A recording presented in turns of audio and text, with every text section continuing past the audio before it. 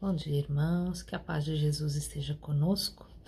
E hoje, no nosso tema, falando sobre Evangelho, nosso livro é o Fonte Viva, psicografado por Francisco Cândido Xavier, pelo Espírito Emmanuel. O capítulo número 76 chama-se Fermento Espiritual. Então vamos dar início, elevando os nossos pensamentos, nos sintonizando com um plano maior, pedindo paz, equilíbrio, fortalecimento para a semana que se inicia, seja de luz, de paz para todos nós, que possamos realizar as nossas tarefas com coragem, com boa vontade, com muita fé. Pedindo a Jesus que nos fortaleça nesse trabalho, que possamos dar o melhor de nós. Querido Mestre, esteja conosco, nos fortalecendo hoje e sempre. Graças a Deus. E Emmanuel começa falando a primeira carta de Paulo aos Coríntios, no capítulo 5, versículo 6, que diz assim: Não sabeis que um pouco de fermento leveda a massa toda? Palavras de Paulo. Bom, para quem é ligado a tarefas culinárias, que sabe cozinhar, vai saber, mesmo aqueles que nem como eu não sabem muito sobre essa área de culinária, mas a gente sabe sim que o fermento é o responsável por fazer crescer a massa, por fazer ela duplicar de tamanho, por fazer com que a massa fique no ponto para ser consumida. Então é ela que faz a transformação daqueles ingredientes no pão, no bolo, enfim, na massa que nós quisermos produzir. E ele diz assim que o fermento é a substância que excita as outras substâncias. Então, qual é a função do fermento? É fazer com que as outras substâncias trabalhem melhor. Ela faz com que elas possam desenvolver as propriedades que elas tenham, para que ela possa crescer a massa como um todo, para que esses ingredientes se reúnam e transforme um monte de ingredientes num produto final, numa massa, num pão, ou o que for. E ele diz assim: ninguém vive só. Temos conosco milhares de expressões de pensamento dos outros e milhares de outras pessoas nos guardam a atuação mental, inevitavelmente. O que ele diz aqui pra gente, que no nosso contexto, o nosso fermento é o nosso pensamento. E como nós não vivemos só, o pensamento dos outros também interfere e muito na nossa maneira de ser, no nosso dia a dia, na nossa formação espiritual. Enfim, nós precisamos do outro para sabermos quem nós somos. E ele diz assim: os raios de nossa influência entrosam-se com as emissões de quantos nos conhecem direta ou indiretamente e pesam na balança do mundo para o bem ou para o mal.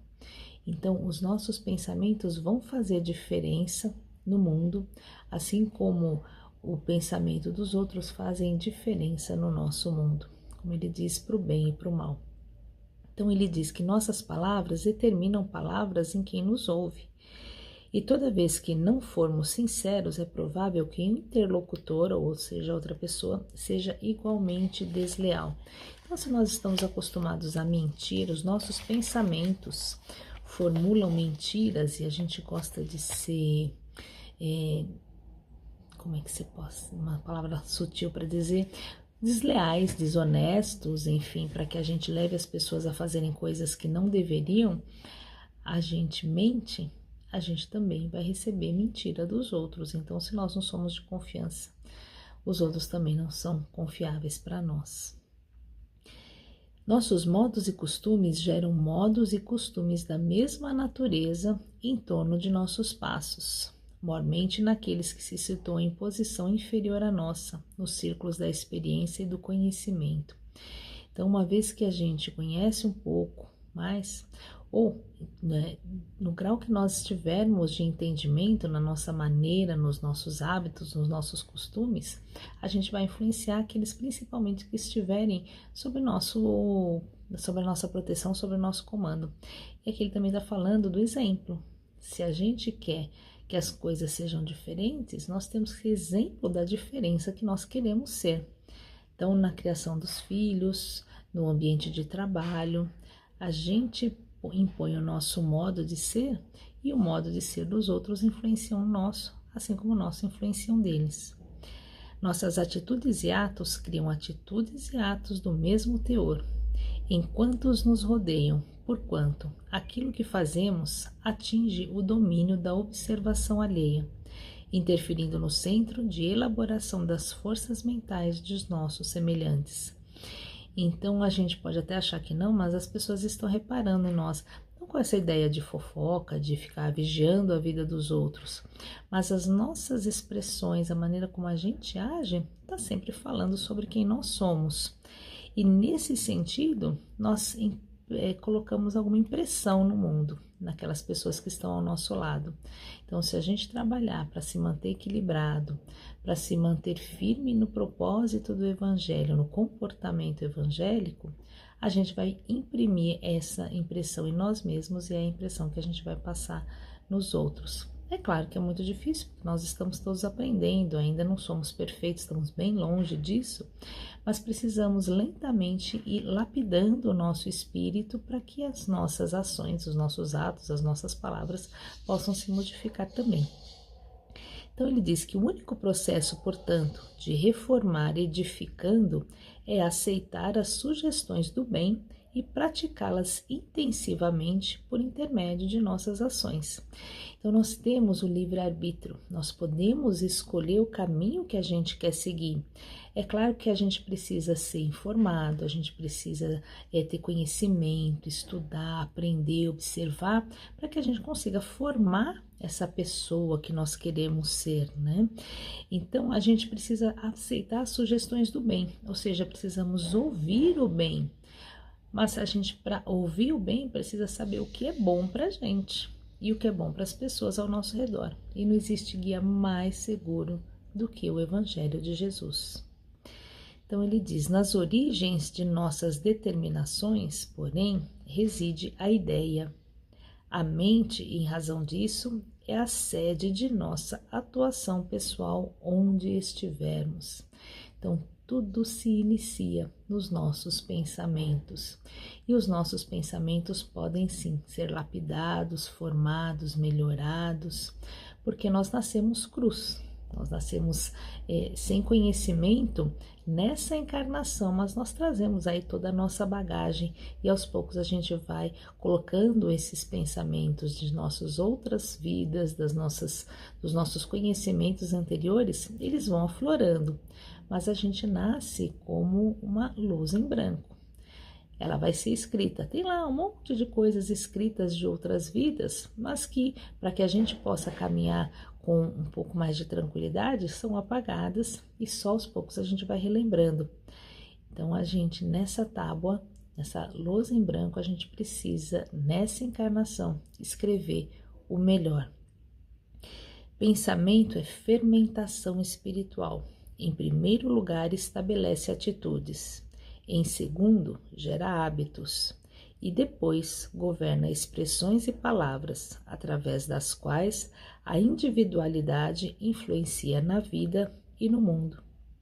Regenerado, pois, o pensamento de um homem, o caminho que o conduz ao Senhor se lhe revela reto e limpo. Então, tudo começa nos nossos pensamentos e é preciso, mais do que nunca, que a gente renove esses pensamentos. Às vezes a gente acha que está fazendo tudo certinho, eu não falo mal de ninguém, eu faço a minha parte, eu trabalho numa casa espírita, eu ajudo, eu distribuo alimentos, enfim. Mas às vezes o nosso pensamento não está ligado nesse trabalho que nós estamos fazendo. Faz-se no automático.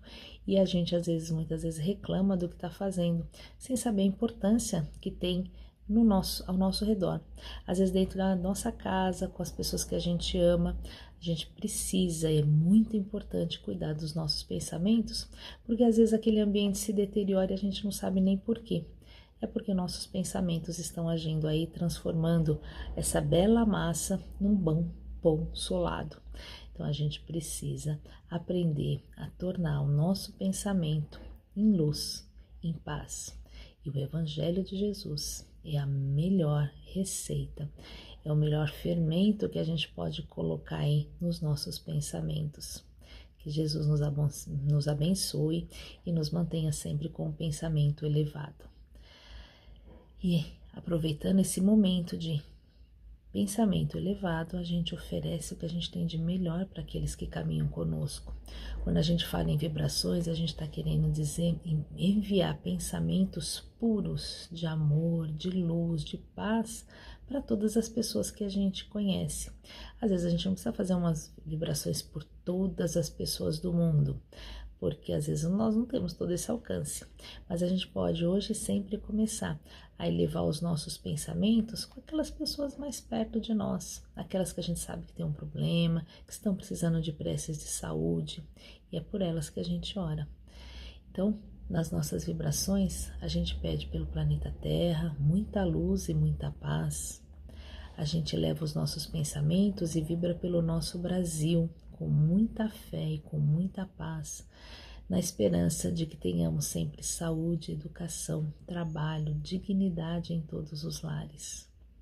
A gente pede pelos nossos irmãos em sofrimento, pedindo a Jesus que socorra-os na medida das suas necessidades e que, se possível, nos transforme em instrumentos para aliviar a dor dessas pessoas que estão doentes, que estão nos presídios, que estão abandonadas nas ruas, nos lares, por aqueles que se perderam os vícios, sejam eles quais forem, que todos eles sejam reconduzidos ao caminho do amor, do equilíbrio e da paz.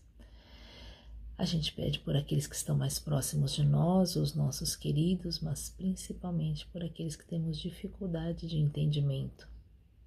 E a gente leva os nossos pensamentos pedindo muita luz e muita paz pela nossa casa, Jesus no lar, por todas as religiões do mundo. E pedimos que Jesus entre nos nossos lares, fortalecendo e iluminando cada um que lá se encontra. E pedimos uma vibração por nós mesmos, que possamos seguir aprendendo, que possamos ser fermento de amor e de luz para aqueles que estão ao nosso lado, reproduzindo com muito amor tudo aquilo que aprendemos do Evangelho. Graças a Deus. Que Jesus nos abençoe e nos dê uma semana de muita luz, de muita paz, que possamos colocar esse ensinamento em prática, que possamos criar ao nosso redor um ambiente de muita luz, de muita paz e de muita fé. E por isso pedimos, Jesus, nosso irmão, nosso mestre, envolva-nos na sua luz, nos dê recursos internos para sermos melhores hoje, possamos colocar esses ensinamentos que nos trouxeram para muita paz, para muita luz, para que siga nos nossos caminhos, envolvidos com muito amor, com muita paz, em seu nome. Graças a Deus.